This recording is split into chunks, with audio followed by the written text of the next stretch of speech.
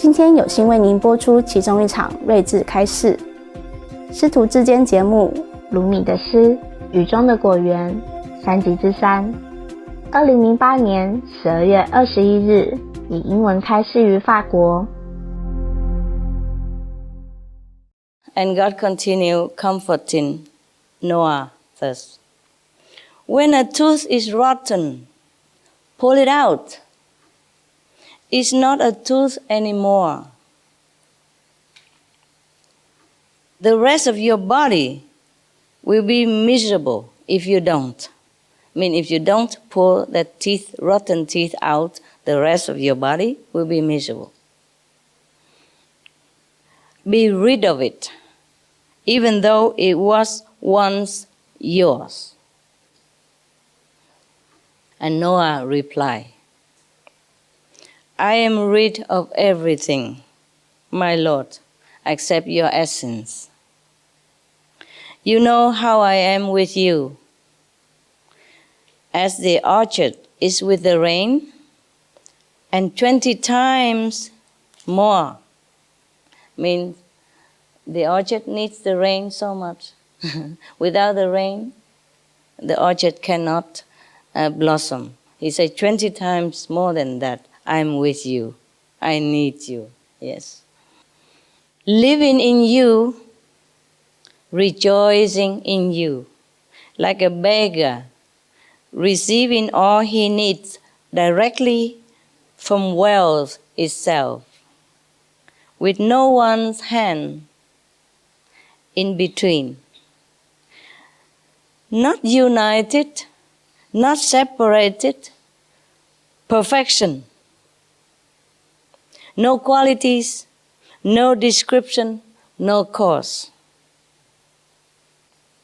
Before the flood and after it, every word I say is of you, in you, from you.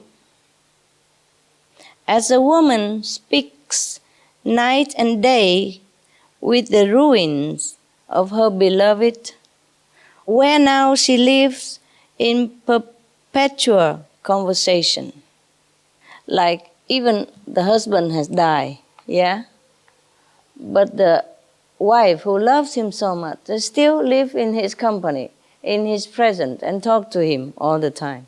Because she's loyal to him, that's what it means. He likened himself, Noah, like such a woman, yeah? He always with the beloved, no matter what situation, even after death, because there has never been separation between them. That's what he means. A lover seems to be facing wreckage, but I hear the song of praise coming back from the ruins as an echo of your name. I love your name. In God's name. I love it double. That's why the prophets love the mountains, because of the echoes. Little low hills won't do. They don't send your name back to me when I say it. Wow, such a devotion and a poet. Who can praise God better than Noah? Said God, Noah, Noah, I will raise Canaan and all these others from the dead if you wish.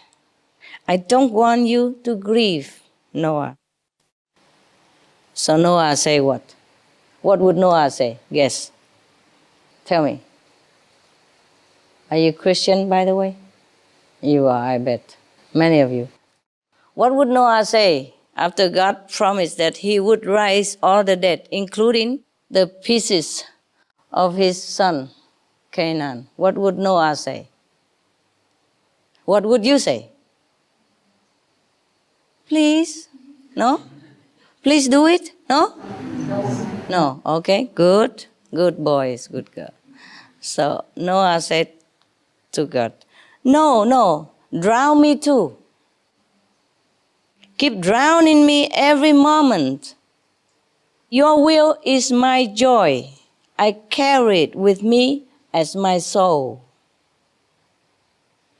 I only see you. I am in love with whatever your creating does. You make happiness, and I am grateful. You make disaster, and I am patient. Anyone who loves your making is full of glory. Anyone who loves what you have made is not a true believer. Yes, okay. Most of us, we love only what He made, yeah? And He makes. Oh, we love this world, we love whatever, that comfort in this world, we love whatever, nice in this world. But we don't love the making of it. Like, okay, God make the flowers, but now God wants to do the making of destroying the flowers, yeah? Or maybe creating something new after that then. That should be God's will, and we should rejoice in it. Because whatever God destroy, God will create again. But when God tells you to make a boat, yes, to save yourself from drowning, from the flood, then you should listen. Don't say, I like you, destroy me and my family, everything as well. Don't tell me what else I love. Yeah, fine, you love God making. You love God's action, fine. But when God tells you to do something else, even contrary to what He's making, then you also have to listen. So here in this case, after God has comforted Noah, he remembered himself again. In a moment of grief, he's lamented because he thought maybe God has broken His promise. Or in some cases, I thought I'm wrong also. For example, if I see something in some person or something that I see, okay, like that. And then, but some of other people report to me, it's not like that, it's different. Then I doubted my vision, yes. And then I have to reaffirm again. How come I saw like that? And then I asked the person or the persons, and they told me it's not like that. So am I wrong or I saw the wrong vision? So it confirmed again that the persons who report to you are wrong. Because sometimes intuitively or visionary, I see differently. And then when I confirm it with my physical, for example, assistants, and they say different story.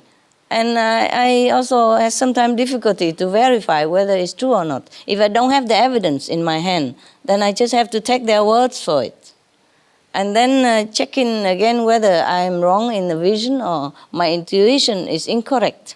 But it's always correct. I found out. Sometimes later when I have enough evidence, not the evidence that the assistant reported. So after many times of verification, I, of course, trust myself more, yeah? But still sometimes difficult. When all the evidence against your knowledge, your intuition, it's difficult to tell people that it's not so. Well, I learned to live with all kind already. So now, because God has promised Noah to save his family, so of course he's surprised why his son is drowned and torn into pieces, no? Yeah, of course he'd be surprised. But the thing is, even though Canaan is supposed to be his son, but he's not his son. Not in the spirit.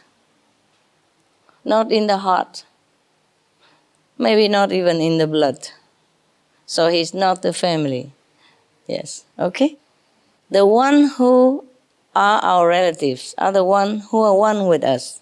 Yeah? Same ideal, same direction. Otherwise, they're very difficult to live together as relatives. So it proves it here also. So after God has told him the truth that he is not one of yours, he doesn't mean physically only. He means it in the spirit, mean in the heart, in the moral way of life. Canaan is none of the quality that Noah has. He's completely opposite of him. He's alien from him. So he's not his son. Of course, after the moment of grief and shock and confusion, and when God comforted him first, Noah immediately understood and go back to himself again. And he knows, oh yeah, of course, things come, go on. Only God is true. Only God is real friend, real relative. Everything else, when time comes, has to go or have to stay, it depends. He immediately remembered. You see, of course, he was shocked. Not because of the event itself only, but because God has promised him to save his family. So he doubted. Maybe God has broken his promise, or maybe his vision is wrong. Just like sometimes I see the vision different than what it might have happened, and then I have to verify differently, a different way. I know this very well. I know this very well. It's not like this tragically, but it's many instances similar, yeah, and other instances also. For example, I was shocked when I heard that the president of Slovenia died, yeah, Dr. Drnovšek, because I asked heaven, is he going to be all right? And he's going home. He's coming back home soon, no? He'll be okay. He'll be going home soon from the hospital, no? So the answer is yes. So I didn't check any further, you see? So I thought, okay, he's now in hospital, ill, but in 2 days he'll come home. That means okay. So when he died, I was shocked. I said, you said he's going to be coming home, okay. He said, you didn't ask me how long. So he did come home for a few days, you see what I mean? And he was okay. And it was true. He even sent greeting to me and saying that he's okay. So of course, thank you. You know, I thank heaven. So when he died, I wasn't prepared for it.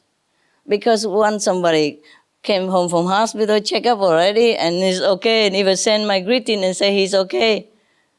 He himself sent a greeting to me, saying that he himself is okay when he's already home. So what do you expect, you know? Of course I don't continue asking further.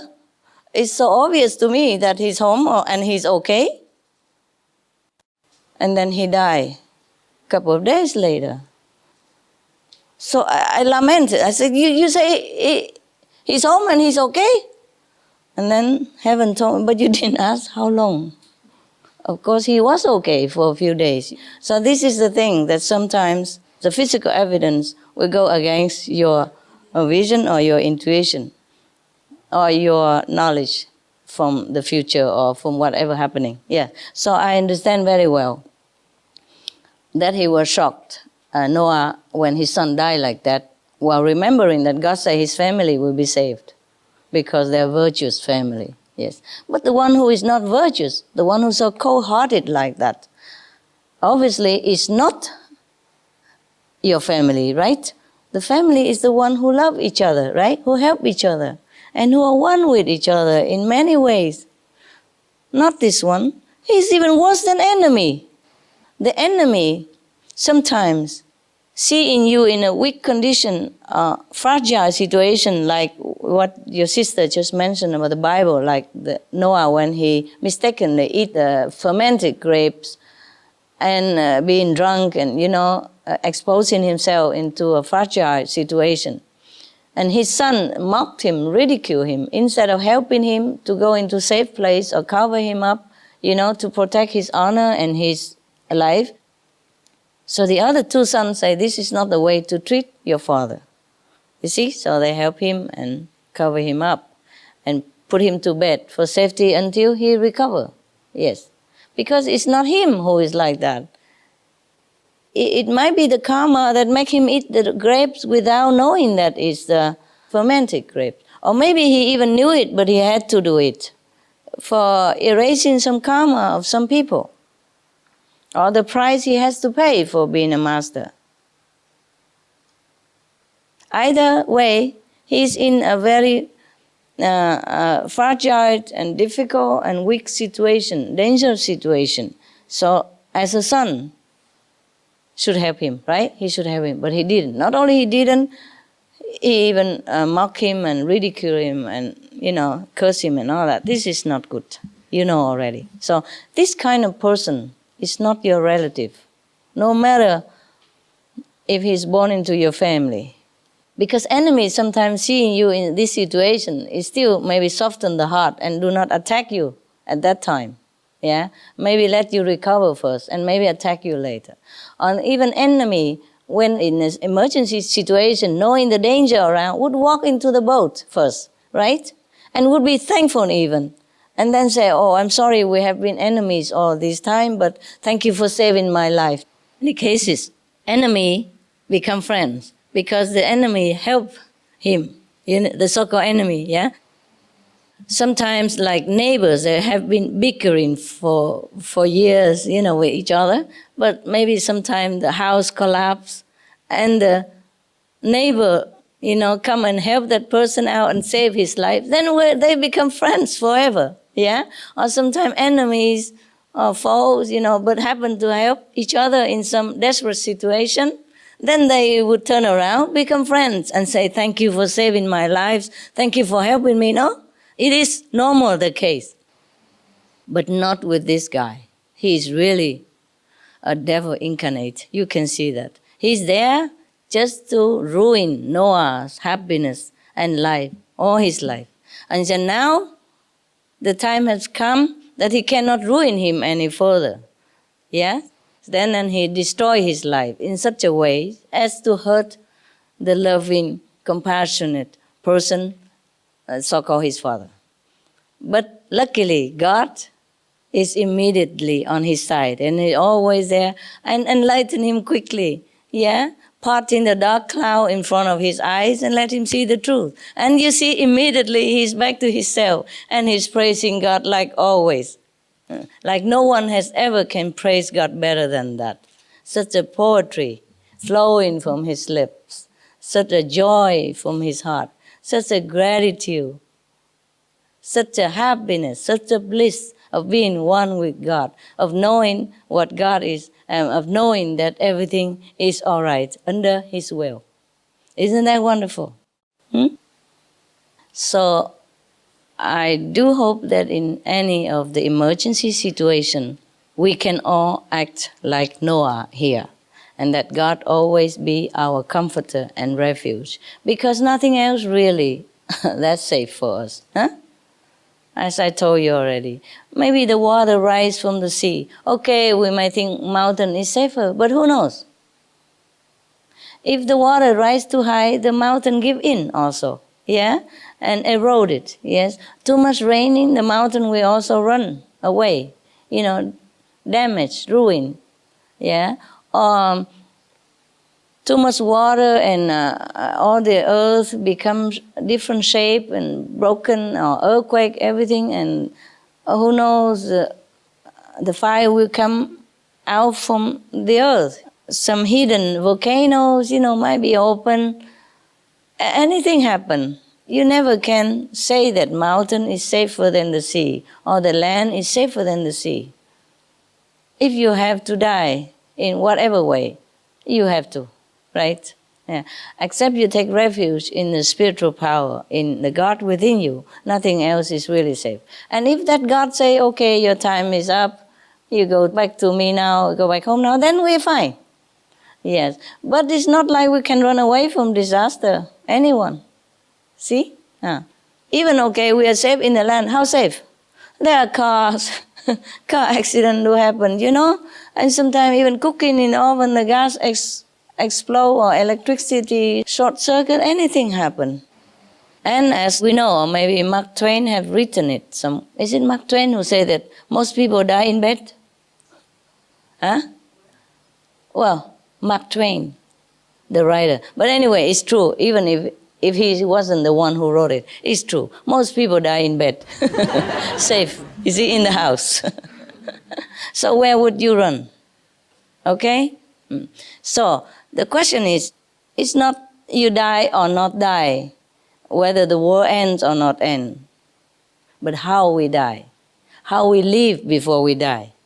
Like we die happily, contentedly, knowing that we have lived the very worthwhile and correct, noble lifestyle. You see? So whenever we die, we die. We don't want to live here forever also because, let's face it, our body has a limit. Now, with all the chemical things, the pesticide we took in from the food, our body will not withstand too long anyway. And the teeth will fall down. Okay, now we can make new teeth, but so what? Everything else is going. So if it's a time come, we go. So also it's not like we try to save the physical bodies of the people, but just giving them more time to think about returning to God. More time to get over their preconceived ideas about God, what God is, and how religion should be. And they turn around and return to their original self and save their souls. So they don't have to reincarnate again in another similar planet and worrying about shortage of food and petrol and water rising and ice melting anymore. Because if we're not finished in this lifetime of our karma, we will continue the next somewhere else in the universe. And the suffering will follow us like shadow. We can never run away from it. So, okay, planets come and go, people, are born and die. But since I am here, I do the best I can. Okay, if I'm not here, then I cannot do anything. But I'm here already. I help my neighbors, right? Yeah. The whole world is my neighbor. The whole humanity is my neighbors. And I, being a good neighbor, I'm trying to save whatever they can, knowing that they are in a desperate situation. I try my best to tell them what to do to save themselves, right? So that's all there is to it, all right? It's not just about physical body. Because some people ask me, why do we have to save the world? Let it go. We have other planets. Yes, other planet we have. We'll be reincarnate again, but the suffering will be the same. Okay, like in an earthquake situation, yeah? I see my neighbor house going to give in. I tell him, get out quick, get out quick. Or if I can, I use a big column somehow to withhold the roof for a while until all the person can get out safe. It's not like I'm trying to save that house. Yes. It's just for people who have time to get out. You see? Yes. And if I can save that house, it's okay too. Yeah? At least people are safe. But if in that situation you tell that person, okay, never mind that house, let it go. We have another house next door. Another house is the same. And people already die in that broken house. And how can they go to the next house? Yeah, and if they go to the next house in the earthquake, they might break also. So the suffering of this world is just a premonition to the people who live here. They should know that, okay, if you don't change now, you will have the same next lifetime. So we trying to save the planet to give them the time and the chance. Okay? All right. Thank you very much for your attention. You've been good.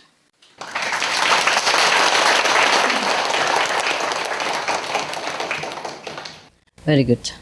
Okay, guys. I go have breakfast. You take a break or meditate. And go home, right? Tonight or tomorrow? Some tonight? Tomorrow? What did I hear? Tomorrow, huh? And some tonight, right? Some tonight. Little, huh? It's your home, and of course you like to stay. Where else can you feel better, right? And I understand that. I understand very well. I wish you stay forever. But we will stay forever in heaven later on, okay? The thing is, no matter how big my house is, it's never big enough for you to stay forever like the way you want to. I would like you to. You are fun and you're good. And when you're here, you meditate and it's good. Yeah, very, very good for the world, very good for yourself. But we just have to, take turn now, okay? See you later.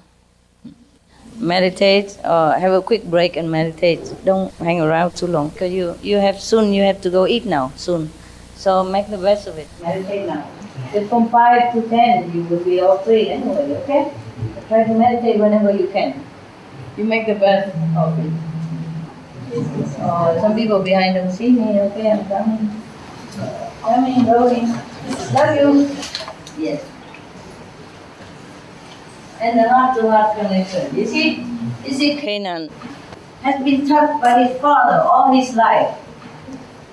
He has been born from his own body and touched and hugged him all his life even. Does it change him? No. If you believe, eyes to eyes contact to touch, and love from the heart, yeah? If you love the Master, you become one with the Master. Then you know everything the Master knows. I feel good already.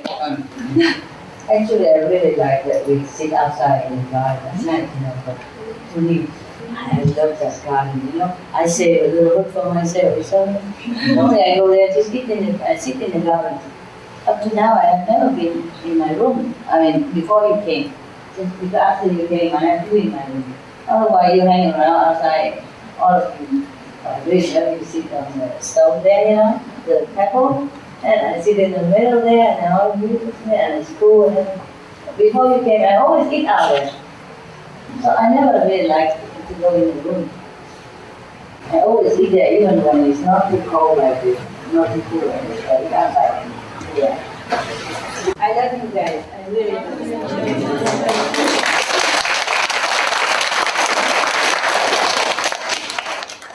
Thank you so much. Yeah? We all thank them, don't we? Yes, we're grateful to your help and support and your friendship. I also have to thank the people who came here earlier, sacrificed their time, their labor, to clean up the place and make it nice for you to come. There has been lot of work. They came to work, okay? And now that the place has been reasonably good enough for us, we thank them all, okay? Maybe some of them are gone already, but tell them we thank them, okay? Okay, if you go today, then have a safe trip and see you soon. After we rotate, you can come whenever you want, okay? Provided that the place. After they have all seen me and the desire to see me already subsides somewhat, especially the Chinese people, they have no chance and all that. And then it'll be less, Then we can just come anytime, okay? And you will see me soon, don't worry. I make it soon enough because that's why I squeeze a lot right now. Now you are already lucky, you're okay, only not too many people, but the next week will be a lot more so that people can see me quicker. Okay? Every week, 2 times. I'll be busy. I won't have time to miss you, sorry.